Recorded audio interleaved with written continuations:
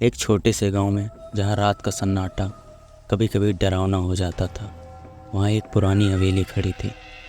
गांव वाले कहते थे कि हवेली में उस रात के समय अजीब आवाज़ें आती थी। कोई भी वहां रात बिताने की हिम्मत नहीं करता था।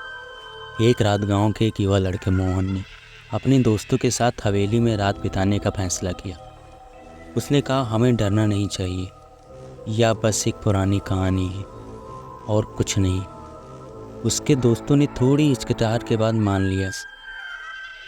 हवेली के दरवाजे पर पहुंचकर उन्होंने देखा कि एक दरवाजे की लकड़ी पुरानी और चटक चुकी थी। अंदर जाने पर उन्हें ये बड़ी सन्नाटे वाली जगह मिली। हर ओर धूल और जाले थे। मोहन ने अपने दोस्तों से कहा, चलो हम एक खेल खेलते हैं। जो सबसे पहले डर जाएगा उसको सबको खाना खिलाना पड़ेगा। जैसे वह खेल खेलने लगे, अचानक हवेली में एक ठंडी हवा चली। सभी के शरीर में एक झुरझुरी दौड़ गई। क्या बस हवा है? मोहन ने हिम्मत दिखाई, लेकिन उसके शब्दों में अंधविश्वास नहीं था। तभी एक तेज आवाज़ आई, जाओ यहाँ से। सभी दोस्त चौंक गए। मोहन ने सोचा या बस किसी ने मजाक किया है, लेकिन जब हमने चारों ओर देखा तो वहाँ कोई नहीं था। डर के मारे सभी दोस्तों के चेहरे सफ़ेद पड़ गए। वो फिर से खेलने लगे, लेकिन अब उनका मन नहीं लग रहा था। तभी एक दोस्त ने कहा, क्या तुमने देखा?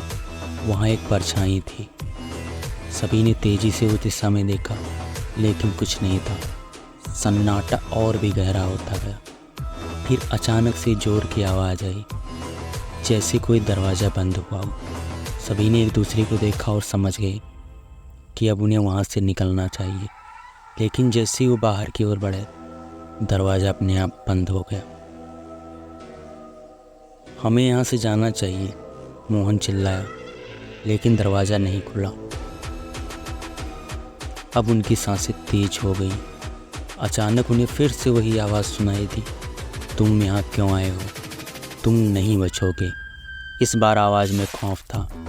मोहन और उसके दोस्त डर के मारे चिल्लाने लगे। फिर उन्होंने एक दूसरे का हाथ पकड़ा और एक साथ दरवाजे को धक्का दिया। आखिरकार दरवाज़ा खुल गया और वो बाहर भाग निकले। गांव पहुंचकर उन्होंने सबको बताया कि हवेली में क्या हुआ, लेकिन गांव वाले बस हंसने लगे। उन्होंने कहा, वह हवेली हमेशा से भूतों का बसेरा रहा है। तुमने ठीक किया, वहाँ से भाग आए। मोहन और उसके दोस्तों ने उस रात का अनुभव कभी नहीं भुलाया। उन्होंने सीखा कि कुछ जगहों पर ना जाने में ही भलाई है।